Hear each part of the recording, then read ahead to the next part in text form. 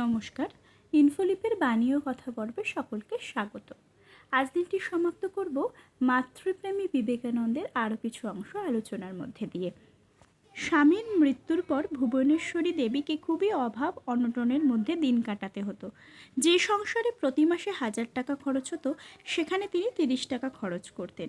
ভুবনেশ্বরী দেবী একখানা চেরির কাপড় পরতেন। সেই কাপড়খানা ছিঁড়ে গেলে তিনি নরেনকে বলেন, একখানা কাপড় হলে আন্নিকে সুবিধা হয়। নরেন কাপড় দিতে অক্ষম, তাই মাথা হেঁট করে চলে যান। ঠাকুর রামকৃষ্ণ পরমহংসদেব নিজে অন্তর্যামী। তিনি ভক্তের দেওয়া একখানা গরদ কাপড় লোকের মারফত ভুবনেশ্বরী দেবীর কাছে পাঠিয়ে দিয়েছিলেন। মাতৃপূজারী স্বামীজির মাতৃপ্রেমের পরিচয় আমরা বিভিন্নভাবে পাই। মায়ের প্রতি দায়িত্ব পালন করতে গিয়ে নিঃসম্বল বিবেকানন্দকে অনেক কঠিন সমস্যার মধ্যে পড়তে হয়েছিল। মাতা ভুবনেশ্বরী দেবী তখন সংসারের জ্বালায় জর্জরিত। তাই একদিন নরেনকে বলেন, দিনরাত টোটো করে ঘুরে বেড়াচ্ছিস, সংসারটা কি করে চলবে সেদিকে হুঁশ নেই। নরেন উত্তরে বলেন, সংসার চালাবার আমি কে মা? যিনি চালাবার তিনিই চালিয়ে দেবেন।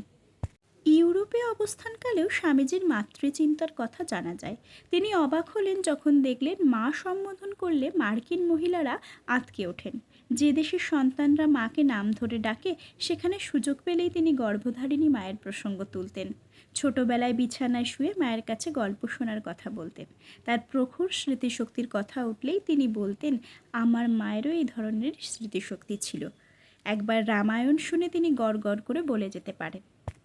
আরও কয়েক বছর পর স্বামীজি সমস্ত হৃদয় ঢেলে দিয়ে জননীর প্রতি শ্রদ্ধা নিবেদন করেছিলেন। ধন্য আমাদের জননী, যদি মায়ের পূর্বে আমাদের মৃত্যু হয়, তাহলে মায়ের কোলেই মাথা রেখে আমরা মরতে চাই। আমাকে পৃথিবীতে আনবার জন্য তিনি তপস্বিনী হয়েছিলেন। আমি জন্মাবো বলে তিনি বছরের পর বছর তার শরীর, মন, আহার, পরিচ্ছদ, চিন্তা, কল্পনা পবিত্র রেখেছিলেন। এই জন্যই তিনি পূজনীয়া। গর্ভধারিণীকে আজীবন এই সম্মান ও স্বীকৃতি দিয়েছিলেন বলেই স্বামী বিবেকানন্দ বহু মানুষের, বহু জননীর, বহু সন্তানের, বহু ভ্রাতার ও বহু ভগ্নীর হৃদি পদ্মাসনে নিয়ত পূজিত হবেন। স্বামীজির এই সুন্দর ঘটনার মাধ্যমে আজ দিনটি সমাপ্ত করলাম। সকলে ভালো থাকবেন, সুস্থ থাকবেন, আনন্দে থাকবেন। আগামী দিন আপনাদের মঙ্গলময় হোক এই কামনা করি। ঠাকুর, মা, স্বামীজি, গুরুদেবের চরণে প্রণাম জানাই। সকলকে শুভরাত্রি। ধন্যবাদ।